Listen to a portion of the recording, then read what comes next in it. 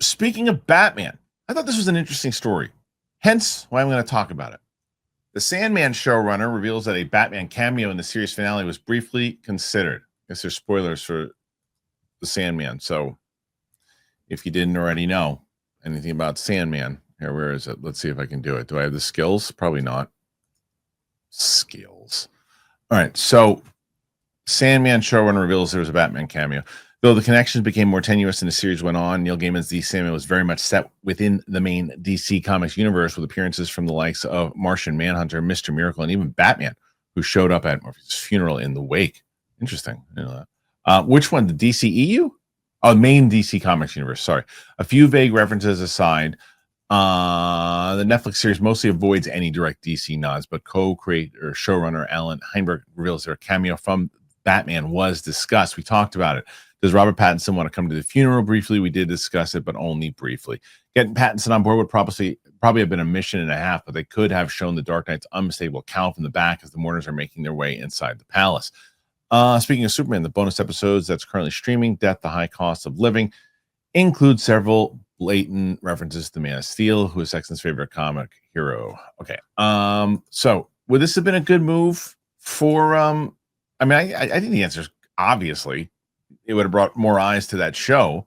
But I guess here's the better move, Winston. Would this have been a good move for Matt Reeves and Pattinson to put him in there, or nothing better? I don't think it would have done anything. I think it would have been bigger for Sandman, right? But I don't know. There was all the drama with Sandman and why it was canceled in the first place. I think that would have just been a PR move to try and people that they maybe lost to kind of circle back around. So I don't think that this would have really done anything all that special per se, but I mean, it's still cool. Like, let me clarify, even from the earlier comments about Spider-Man, it's still cool to see the crossover stuff happen. It's just you don't want to make the entirety of it that way. So seeing Batman show up would have been dope, but it's not.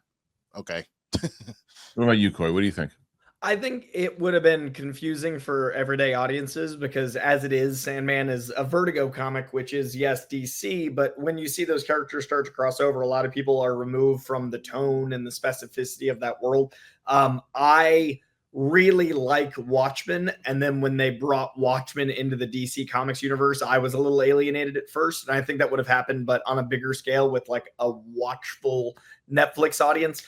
So I kind of am okay with them not. I think it would have been good for ratings, but unless they're going to start doing a lot of that ethereal, very broad, heady stuff in mainstream cape stuff, I don't know if that would work for audiences.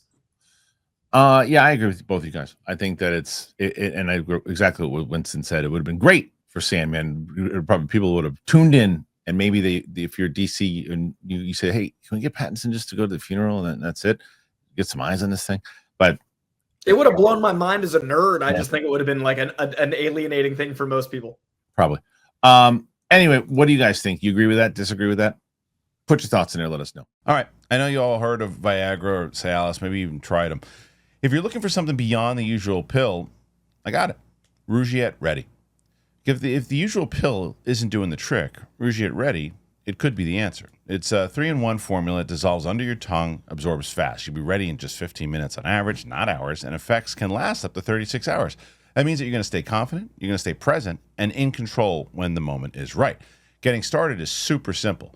Rougiette connects you with a board-certified doctor, 100% online, and if prescribed, your treatment ships directly to your door. Connect with a provider at rougiette.com/Kristian to see if a Rougiette-ready prescription is right for you. You can get the code Kristian to get 15% off today.